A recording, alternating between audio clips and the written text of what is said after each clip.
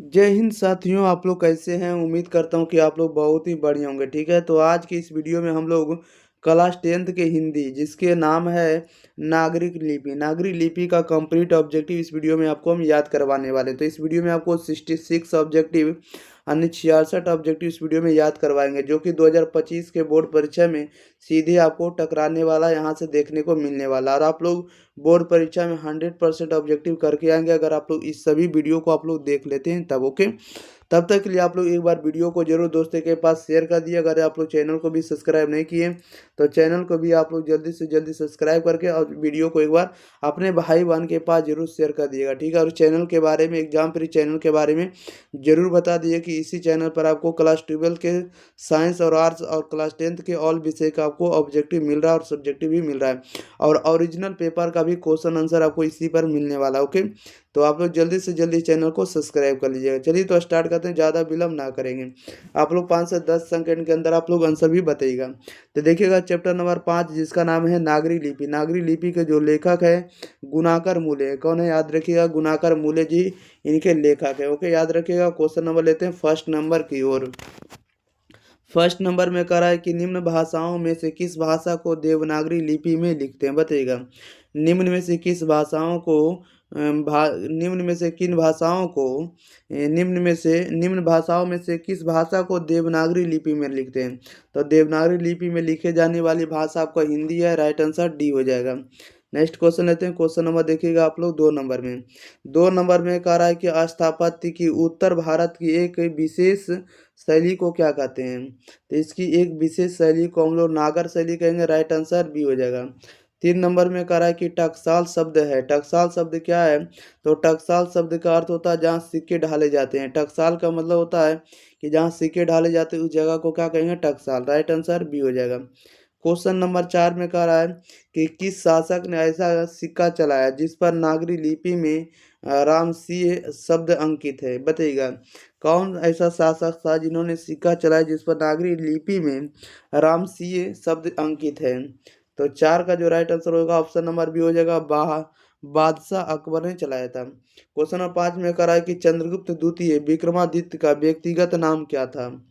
तो 5 का right answer C हो जाएगा, देव नाम था। क्या था? देव नाम प्रिय था। चंद्रगुप्त द्वितीय का जो नाम था देव नाम प्रिय था। राइट आंसर सी हो जाएगा, देव हो जाएगा।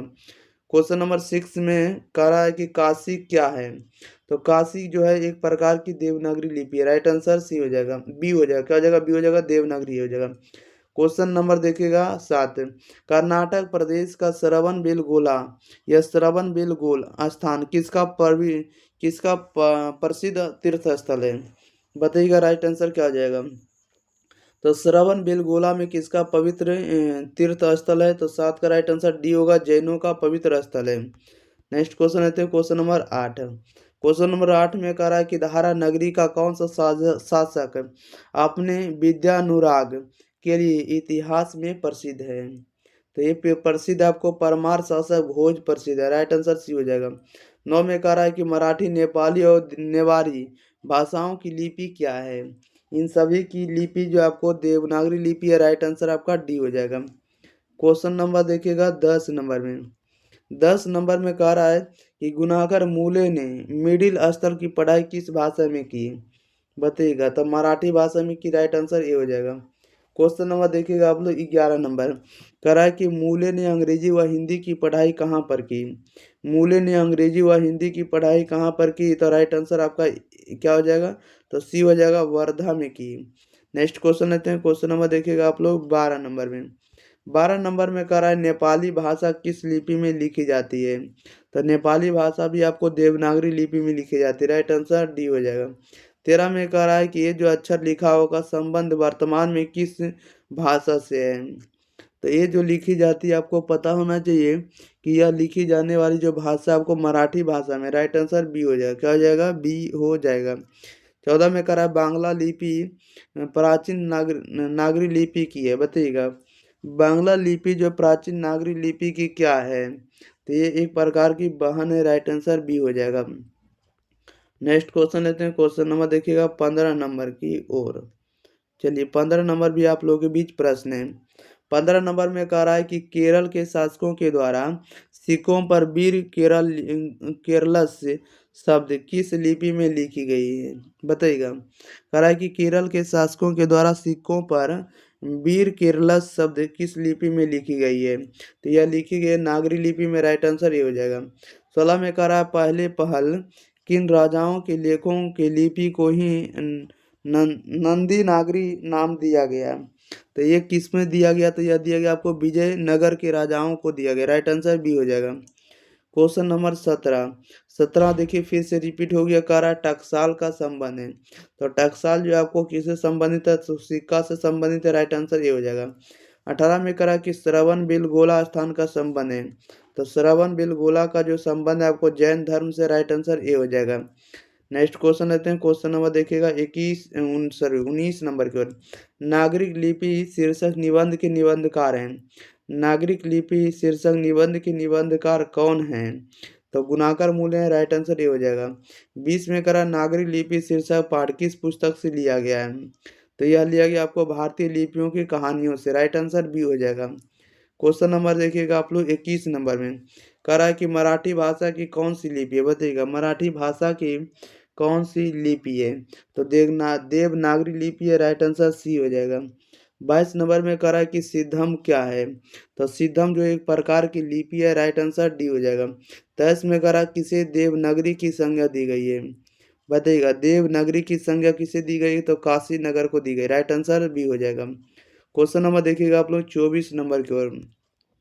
24 में कह रहा है कि मालवा में नगर नगर नागर लिपि का इस्तेमाल होता है, ऐसा किसने कहा है, तो ऐसा कहने वाले कौन है, तो अल बेरूनी है। कौन है, अल बेरूनी है। राइट आंसर इसका ये रखेंगे याद। 35 में कह रहा है कि अमोघ वर्ष कौन है, बताइएगा। अमोघ वर्ष कौन है, तो right answer option number B हो जाएगा। प्रख्यात राष्ट्रकूट राजा है। राइट आंसर बी हो जाएगा। क्वेश्चन नंबर देखिएगा 26 नंबर में। 26 में कह रहा है कि मिहिर भोज की ग्वालियर प्रशस्ति किस भाषा में है, मिहिर भोज की ग्वालियर प्रशस्ति किस भाषा में है, तो ये संस्कृत भाषा में। Right answer option number C हो जाएगा। 27 में करा बेतमा कहाँ है, तो बेतमा इंदौर के पास है। राइट आंसर ए हो जाएगा। क्वेश्चन नंबर 27 नंबर में करा ईसा की 14वीं 15वीं सदी के विजयनगर के शासकों ने अपने लेखों की लिपि को क्या कहते हैं, तो इसके लिपि को हम लोग क्या कहते हैं, नंदी नागरी कहते हैं। क्या कहते हैं, नंदी नागरी। 29 नंबर में कह रहा है कि हिंदी लिपि लिखी जाती है, तो हिंदी लिपि लिखी जाती है देवनागरी लिपि में। राइट आंसर ये हो जाएगा। नेक्स्ट क्वेश्चन लेते हैं। क्वेश्चन नंबर अगला देखिएगा। क्वेश्चन नंबर देखिएगा 30 नंबर को। चलिए थर्ड नंबर में देखिए क्या कह रहा है। 30 नंबर में कह रहा है कि विजयनगर के राजाओं के लेखों की लिपि को क्या नाम दिया गया, या तो पूछ सकता है कि विजयनगर के शासकों के लेख किस लिपि में लिखी गई है, किस लिपि में है, तो 30 का right answer option number C हो जाएगा। नंदी नागरी लिपि में लिखी गई है। 31 में कह रहा है कि नागरी लिपि कब एक सर्वदेशी लिपि थी, नागरी लिपि कब एक सर्वदेशी लिपि थी, तो 8वीं से 11वीं सदी में थी। राइट आंसर सी हो जाएगा। नेक्स्ट क्वेश्चन लेते हैं। क्वेश्चन नंबर देखिएगा आप लोग कितना नंबर है, 32 नंबर यानी 32 नंबर की ओर ध्यान दीजिएगा। 32 नंबर में कह रहा है कि पहले दक्षिण भारत की नागरी लिपि क्या कहलाती थी, बताइएगा। पहले दक्षिण भारत की नागरी लिपि क्या कहलाती थी, तो यह कहलाती थी आपको सिद्धम कहलाती थी। राइट आंसर डी हो जाएगा। 33 में कह रहा गुणाकर मूल्य का जन्म कब हुआ, तो गुणाकर मूल्य का जन्म हुआ 1935 ईस्वी में। राइट आंसर ये हो जाएगा। 34 में कह रहा है कि गुणाकर मूल्य का जन्म कहाँ हुआ था, तो गुणाकर मूल्य का जन्म कहाँ हुआ था, तो महाराष्ट्र में। राइट आंसर सी हो जाएगा। क्वेश्चन नंबर 35 नंबर में कह रहा है कि परमार शासक भोज कहाँ के रहने वाले थे, परमार शासक कहाँ के रहने वाले थे। राइट आंसर ये हो जाएगा, धारा नगरी के रहने वाले थे। 37 में कह रहा है कि गुप्तों की राजधानी को क्या कहा जाता होगा, बताइएगा। गुप्तों की राजधानी को क्या कहा जाता होगा, तो देवनगर कहा जाता होगा। राइट आंसर डी हो जाएगा। क्वेश्चन नंबर 37 में करा गुणाकर मूल्य ने विभिन्न विषयों पर कितने निबंध लिखे हैं, बताइएगा। गुणाकर मूल्य ने विभिन्न विषयों पर कितने निबंध लिखे हैं, तो right answer option number B हो जाएगा। 2500 से अधिक निबंध लिखे हैं। क्वेश्चन नंबर देखिएगा 38 नंबर की ओर। 38 नंबर में कह रहा है कि भारतीय लिपियों की कहानी किनकी प्रसिद्ध रचना है, भारतीय लिपियों की कहानी किनकी प्रसिद्ध रचना है, तो 38 का राइट आंसर ये हो जाएगा गुणाकर मूल्य की रचना। 39 में करा है इस्लामी शासक का आरंभ काल क्या है, इस्लामी शासक का आरंभ काल क्या है, तो 12वीं सदी से राइट आंसर ये हो जाएगा। नेक्स्ट क्वेश्चन, क्वेश्चन नंबर देखिएगा 40। 40 नंबर में करा गुणाकर मूल्य की मृत्यु कब हुई, तो गुणाकर मूल्य की जो मृत्यु हुई आपको 2009 में, राइट आंसर डी हो जाएगा। 41 में करा गुणाकर मूल्य, सॉरी 41 में करा नागरी लिपि के आरंभिक लेख हमें कहाँ से मिलते हैं, बताइएगा। नागरी लिपि के आरंभिक लेख जो है हमें कहाँ से देखने को मिलते हैं, तो 41 का जो राइट आंसर होगा ऑप्शन नंबर सी हो जाएगा, दक्षिण भारत में देखने को मिलते हैं। क्वेश्चन नंबर 42 में करा बेतमा दानपत्र किस समय का है, बेतमा दानपत्र जो किस समय का है, तो 1020 ईस्वी का है, राइट आंसर ए हो जाएगा। क्वेश्चन नंबर 43, 43 नंबर में देखिए कह रहा है कि उत्तर भारत से नागरी लिपि के लेख कब से मिलने लगे हैं, बताइएगा। राइट आंसर क्या हो जाएगा, उत्तर भारत से नागरी लिपि के लेख कब से मिलने लगते हैं। 43 का राइट आंसर ये हो जाएगा 8वीं सदी से। 44 में करा निबंध के लेखक कौन है, तो निबंध के लेखक आपको अपने यही है जो नागरी लिपि के लेखक है गुणाकर मूल्य जी हैं। क्वेश्चन नंबर देखिएगा आप लोग 45 कह रहा है कि तमिल मलयालम तेलुगु कन्नड़ भाषा है, तमिल मलयालम तेलुगु कन्नड़ भाषाएं कौन सी भाषाएं हैं, तो ये आपको दक्षिण भारत की भाषा है, राइट आंसर डी हो जाएगा। नेक्स्ट क्वेश्चन लेते हैं, क्वेश्चन नंबर देखिएगा अगला नंबर 46 नंबर की बात करते हैं आप लोगों के बीच। चलिए 46 नंबर भी आप लोगों के बीच आ चुका है। कह रहा है कि रामायण की रचना किस भाषा में है, बताइएगा। रामायण की जो रचना किस भाषा में, तो संस्कृत भाषा में, राइट आंसर ए हो जाएगा। 46 में करा नागरी लिपि शीर्षक पाठ साहित्य की कौन सी विधा है, बताइएगा। संस्कृत करा नागरी लिपि नागरी लिपि शीर्षक पाठ साहित्य की कौन सी विधा है, तो यह एक प्रकार की निबंध है, राइट आंसर बी हो जाएगा। क्वेश्चन नंबर देखिएगा आप लोग 48। 48 नंबर में करा दक्षिण भारत की नागरी लिपि क्या कहलाती है, दक्षिण भारत की नागरी लिपि क्या कहलाती है, तो यह एक प्रकार की नंदी नागरी कहलाती है, राइट आंसर सी हो जाएगा। 49 में करा 10वीं 11वीं सदी में किस रचना ने भारत यूरोप के बीच व्यापार संबंध के बारे में बताया है, तो यह बताया आपको पद्मावत में बताया, राइट आंसर सी हो जाएगा। क्वेश्चन नंबर देखिएगा आप लोग 50 नंबर की ओर। 50 में करा है कि दक्षिण भारत में द्रविड़ भाषा परिवार की कौन सी भाषा सबसे अधिक प्राचीन है, तो सबसे अधिक प्राचीन आपको तमिल भाषा, राइट आंसर ये हो जाएगा। 51 में करा है कि सरापाद की कृति है, सरापाद जो कृति है ये जो कृति आपको दोहा कोश की कृति है, राइट आंसर ये हो जाएगा। क्वेश्चन नंबर देखिएगा 52 नंबर में कह रहा है दोहा कोश किसकी कृति है, बताइएगा। दोहा को जो है किसकी कृति है, दोहा कोश किसकी कृति है, तो सरहपाद की कृति है, राइट आंसर ये हो जाएगा। क्वेश्चन नंबर 53 में कह रहा है हिंदी के आदि कवि हैं, हिंदी के आदि कवि कौन है, तो हिंदी के आदि कवि आपको सरहपाद जी है, राइट आंसर डी हो जाएगा। 54 में कह रहा है कि सूर्य नामक पुस्तक किनकी रचना है, बताइएगा। सूर्य नामक पुस्तक जो है किनकी रचना है, तो 54 का राइट आंसर सी हो जाएगा गुणाकर मूल्य का रचना। ओके, नेक्स्ट क्वेश्चन ले लेते हैं, क्वेश्चन नंबर देखिए 55 नंबर की ओर। 55 में कह रहा है कि नेवारी भाषाएं किस लिपि में लिखी जाती है, नेवारी भाषाएं किस लिपि में लिखी जाती है, तो देवनागरी लिपि में, राइट आंसर ये हो जाएगा। 56 में कह रहा है दंती दुर्ग किस वंश का शासक था, बताइएगा।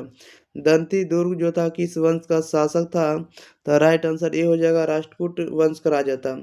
क्वेश्चन नंबर 57 में करा है कि विद्यानुराग के लिए प्रसिद्ध है, विद्यानुराग के लिए क्या प्रसिद्ध है, तो विद्यानुराग के लिए प्रसिद्ध है आपको भोज है प्रसिद्ध, राइट आंसर ए हो जाएगा। क्वेश्चन नंबर देखिएगा आप लोग 58 में कह रहा है कि दंती दुर्ग के चाचा का नाम क्या था, दंती दुर्ग के चाचा का नाम क्या था, कृष्ण था, राइट आंसर सी हो जाएगा। 59 में कह रहा है कि गोमटेश्वर का भव्य पुतला कहाँ है, बताइएगा। गोमटेश्वर का भव्य पुतला कहाँ स्थित है, तो ये पुतला आपको श्रवण बेलगोल में है, राइट आंसर ए हो जाएगा। श्रवण बेलगोला भी इसी को कहा जाता है। ओके, क्वेश्चन नंबर 60 कह रहा है कि 8वीं सदी में शिलाहारों का राज्य कहाँ स्थापित हुआ है, बताइएगा। 60 नंबर का राइट आंसर क्या हो जाएगा, बी हो जाएगा, महाराष्ट्र में स्थापित हुआ है। क्वेश्चन नंबर 61 नंबर में कह रहा है कि किस शासक का व्यक्तिगत नाम देव था, किस शासक का नाम जो था व्यक्तिगत नाम देव था, तो राइट आंसर ये हो जाएगा विक्रमादित्य का नाम देव था। ओके, याद रखिएगा।